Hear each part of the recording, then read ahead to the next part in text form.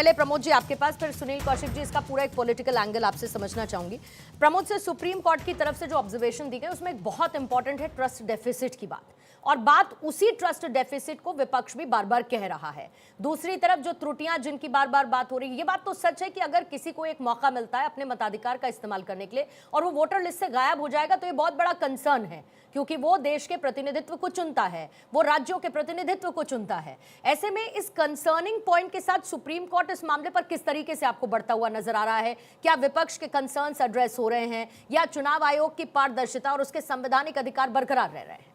पूर्णिमा madam, देखिए अभी तक के कोई भी दल या सुप्रीम कोर्ट इस चीज को ये माना है कि इलेक्शन में कई बार दफा जो है गलतियां होती है।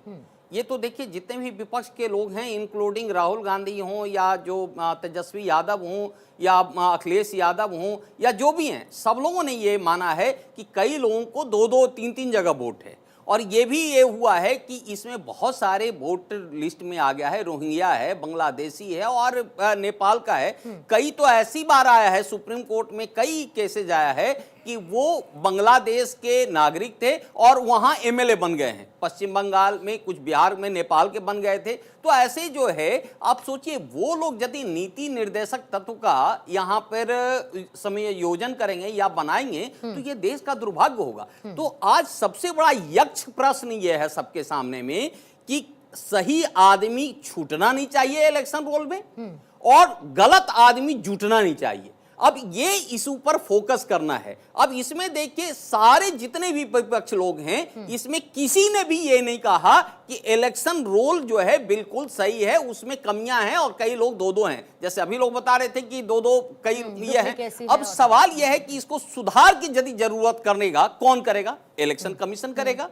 इलेक्शन कमीशन कर रहा है और इलेक्शन कमीशन का यदि एसआईआर निकाला है, उसमें प्रोविजन है। इसके पिछली बारी जब माननीय सर्वोच्च न्यायालय में ये मैटर लगा हुआ था तो भी ये आया है, और कल भी जब ये लगा हुआ है ऑनरेबल जस्टिस सूर्यकांत साहब के यहाँ, ऑनरेबल जस्टिस बागची के यहाँ जब मैटर ये लगा हुआ था तो ये बात आया कि नहीं, बिल्कुल सही है कि इलेक्शन कमीशन को पूरा राइट है और कॉन्स्टिट्यूशनल राइट है। इलेक्शन कमीशन भी कॉन्स्टिट्यूशनल जो है इंस्टीट्यूशन है, उसको पूरा राइट है। लेकिन उन्होंने जो बताया कि ये कैसे राइट है, तो पीपुल्स रिप्रेजेंटेटिव एक्ट है जिसमें 26(2) का यहाँ हवाला दिया गया। आज जो प्रशांत भूषण आर्गू कर रहे थे और वही कर रहे थे जो इलेक्शन कमीशन पर लोग सवाल कर रहे थे, तो कोर्ट ने पूछने की कोशिश किया। सूर्यकांत साहब ने बताया कि देखिए खामियां तो है, तो खामियां को तो दूर किया जा सकता है ना। अब यक्ष प्रश्न यहां यह है कि कोई भी जो है सही नाम कटना नहीं चाहिए। तो उसके लिए यदि आप पहले 7 एक दिया गया था कि ये डॉक्यूमेंट्स आप दीजिए, उसको बढ़ाकर इलेक्शन कमीशन ने 11 कर दिया।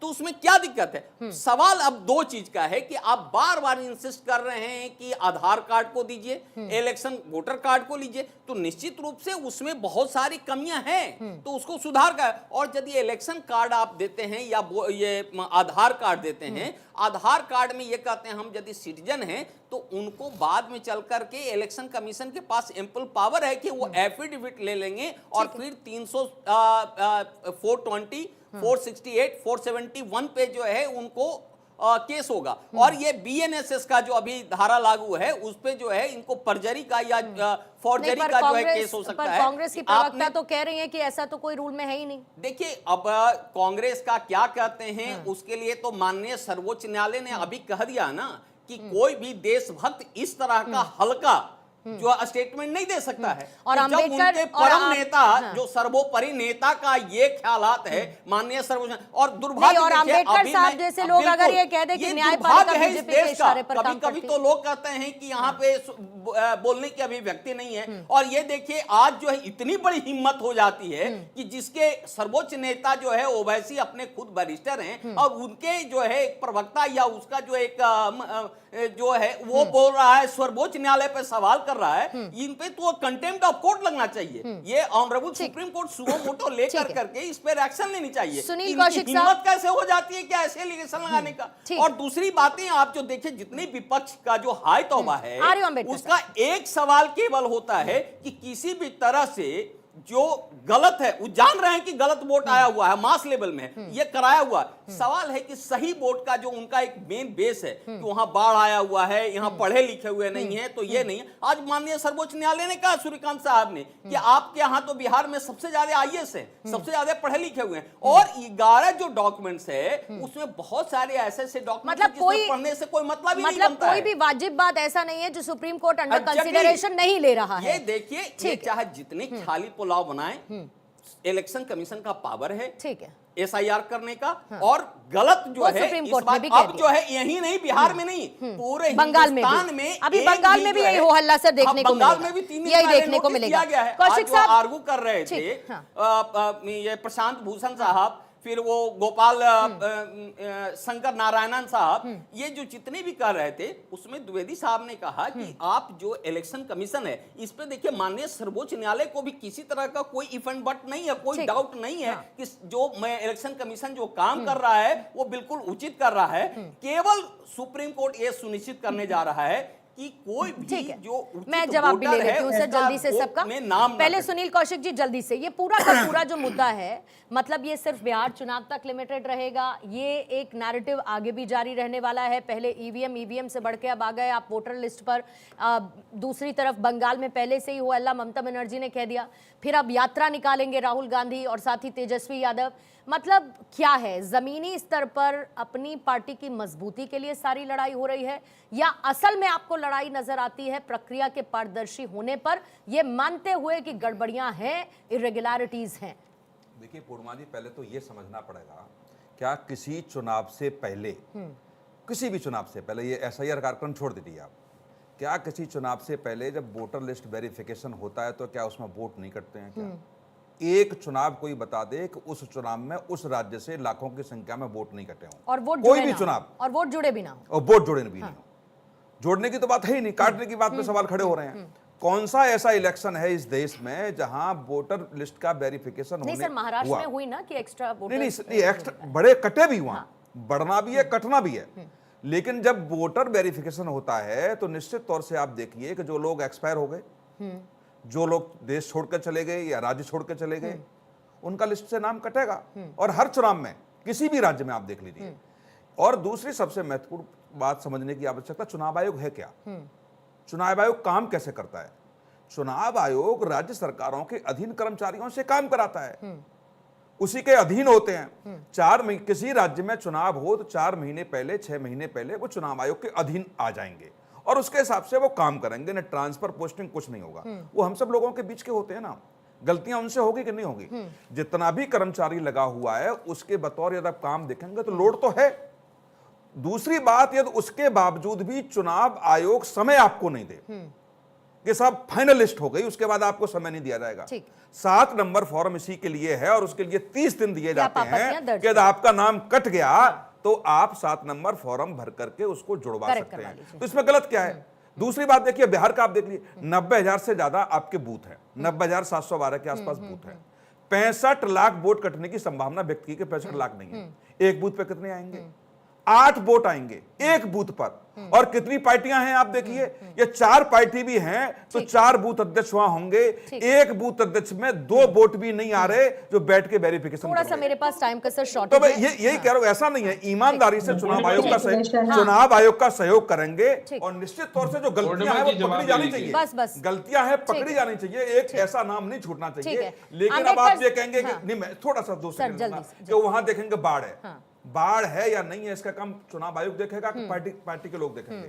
यदि जहां बाढ़ है, जहां जिन जिलों में है वहां वोटर लिस्ट वेरिफिकेशन नहीं हो रही है तो चुनाव आयोग उसको करा के देगा। ये चुनाव आयोग समय रहते हुए नहीं करा पाता है तो माननीय उच्चतम न्यायालय के दरवाजे मैं काउंटर के साथ एक क्लोजिंग कमेंट लेते हैं। अम्बेडकर जी आपके साथ शुरुआत कर रही हूं सर, टाइमर रखूंगी, 30 सेकंड्स रखेंगे, बाकियों के पास भी आ रहे।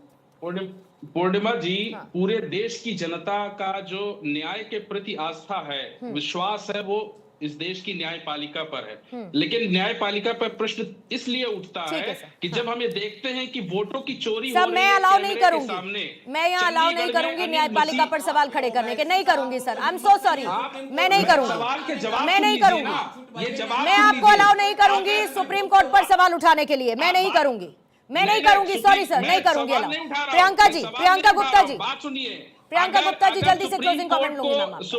नहीं सर, मैं यही अरे अम्बेडकर जी, ओवैसी साहब को हिम्मत है प्रियंका जी सुप्रीम जल्दी कोर्ट पे से सवाल उठाने का। पूर्णिमा जी, मैं सिर्फ इतना कहना चाह रही हूँ कि इलेक्शन कमीशन की पारदर्शिता पूरी तरीके से सवालों के घेरे में है। ठीक। आज उनसे मांगा जा रहा है कि एसआईआर प्रक्रिया में जो 56 लाख नाम काटे गए हैं, आप वो नाम क्यों नहीं देते? ठीक है। आप उसकी जगह पर जो इलेक्टोरल ड्राफ्ट आपने अपडेट किया था वो डिलीट करके आपने स्कैन कॉपी क्यों अपलोड की? स्कैन कॉपी क्योंकि पूरी Let the तरीके court से उसकी decide. रिसर्च नहीं हो सकती थी, ठीक है। इसलिए आपने उसको ठीक है। अपलोड कर प्रियंका दिया। भारती जी। आप बताइए कि मरे हुए लोगों को वोट डालने का अधिकार क्यों दे रहे प्रियंका हैं और भारती जिंदा जी, लोगों का वोट क्लोजिंग क्यों काट कमेंट रहे हैं? मैम, प्रियंका भारती जी।